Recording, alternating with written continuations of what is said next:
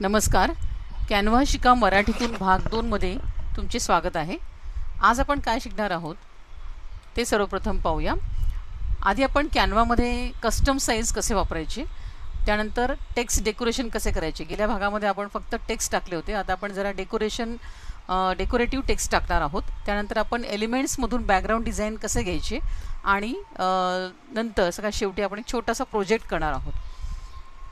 आता custom size म्हणजे काय, तर आपण कधी कधी काय होतं की आपण थंबनेल बनवतो किंवा इंस्टाग्राम पोस्ट असतात किंवा काही बॅनर असतात, त्याच्यामध्ये आपल्याला साईजला खूप महत्त्व असतं. म्हणजे त्या पर्टिक्युलर साईजचेच आपल्याला ते बॅनर्स वगैरे बनवायचे असतात. तर त्यासाठी आपल्याला कस्टम साईज देता येते. म्हणजे आपल्या नुसार, आपल्या इच्छेनुसार, आपल्या गरजेनुसार दिलेली साईज म्हणजे कस्टम साईज. त्यामध्ये आपण ती साईज पिक्सलमध्ये, इंचेसमध्ये किंवा सेंटीमीटरमध्ये देऊ शकतो. चला तर मग कॅनव्हामध्ये आपण प्रॅक्टिकल करायला सुरू करूया.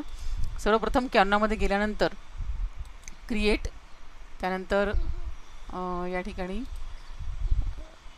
टेम्पलेट्स घेते मी आणि पोस्टर्स आणि ब्लँक. आपल्याला आता स्वतः बनवायचे आहेत आपल्या आवडीचे स्वतःचे असे क्रिएटिव्ह असे पोस्टर्स किंवा थंबनेल्स बनवायचे, म्हणून आपण इथे पूर्ण ब्लँक घेणार आहोत. त्याआधी आपण पाहूया रिसाईज कसं करायचं. या ठिकाणी रिसाईज ऑप्शन घ्या. रिसाईजमध्ये इथे गेल्यानंतर इथे रिसाईज आणि मग कस्टम साईज.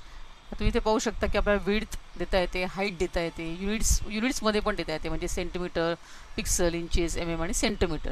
हे तुम्ही तुमच्या गरजेनुसार, जसं तुमची रिक्वायरमेंट असेल त्यानुसार या ठिकाणी हाईट आणि विड्थ सिलेक्ट करून तुम्ही ही साईज चेंज करा.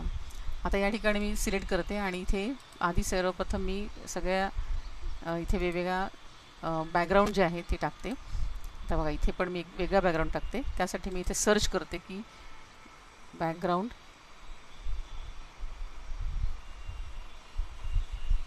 एलिमेंट्समध्ये सर्च करते. बॅकग्राऊंड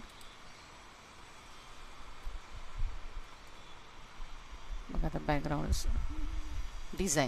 डिझाईन या ठिकाणी तुम्ही पाहू शकता की सी ऑलवर क्लिक केलं तुम्हाला आपल्या आवडीनुसार आपल्याला जो बॅकग्राऊंड पाहिजे. बघा आता इथे मी हा एक बॅकग्राऊंड टाकला आहे. समजा त्या बॅक साईडच्या कलरवर मी वरतून हा बॅकग्राऊंड टाकला आहे. त्यानंतर इथला मी कलर थोडा आधी चेंज करते.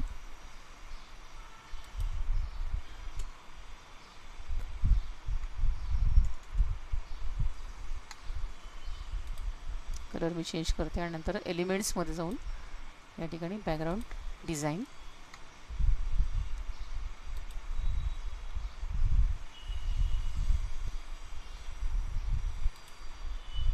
हे पाहू शकता. इथे आपल्याला हवा तो बॅकग्राऊंड आपल्याला जसा पाहिजे, इतक्या सुंदर डिझाईन असतात ना, तसं पाहत राहावं असं वाटतं अगदी. जी डिझाईन पाहिजे ती तुम्ही इथे घेऊ शकता.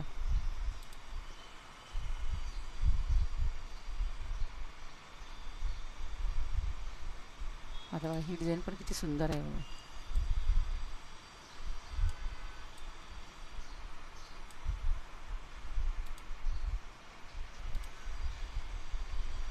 भरपूर डिझाईन अवेलेबल आहेत. आपण कोणतीही जी हवी ती डिझाईन इथून घेऊ शकतो.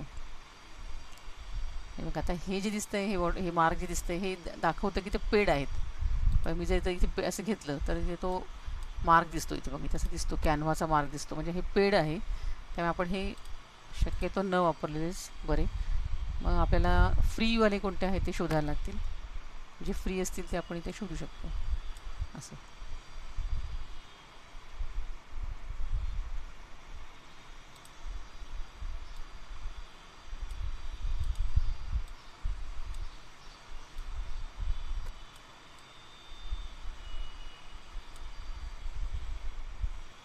ठीक आहे, अशा प्रकारे आपण हे बॅकग्राऊंड टाकायला शिकलो. आता आपण पाहूया की इथे हे जे एलिमेंट्स आहेत, यामध्ये आपण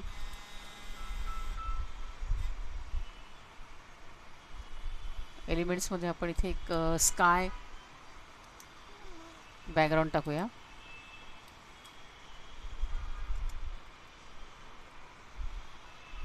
sky background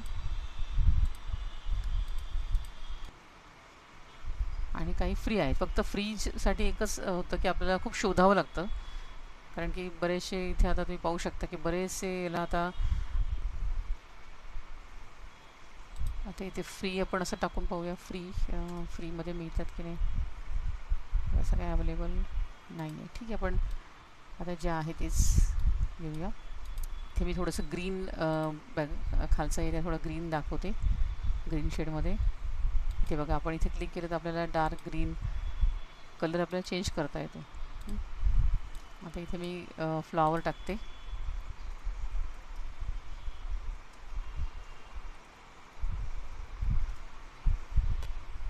elements, tulip, flower. आता बघा, नुसते ट्यूलिप फ्लॉवर जर टाकले तरी पण किती सुंदर ते दिसत आहेत आपल्याला. इथे खूप सुंदर असे फुलं इथे आपल्याला मिळतात बघा.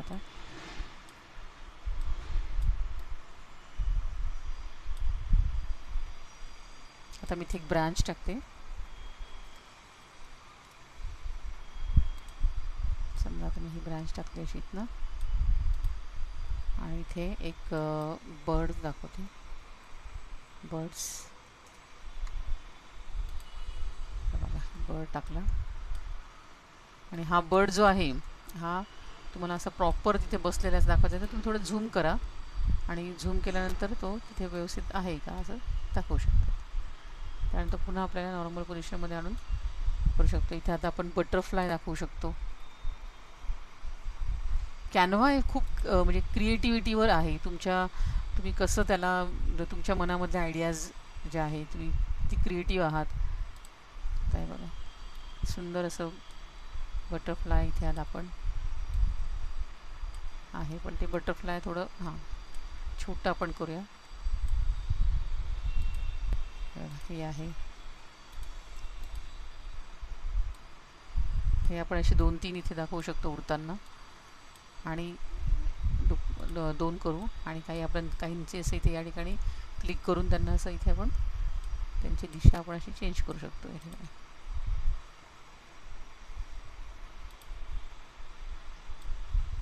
अतिशय सुंदर असं ग्राफिक्स तुम्हाला डिझाईन करता येतं. ग्राफिक डिझाईनिंग सॉफ्टवेअर हे आहे. इथे पण तुम्ही पुन्हा काही बर्ड्स दाखवू शकतात, हवेमध्ये उडणारे फ्लाइंग बर्ड्स.